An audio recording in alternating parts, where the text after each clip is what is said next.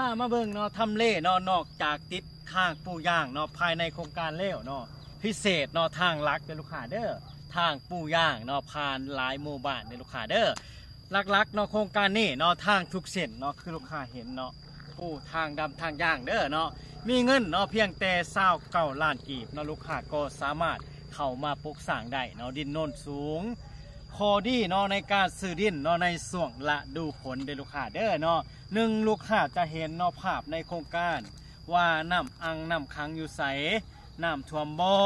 หรือว่าระบบคลองระบายน้ำได้บ่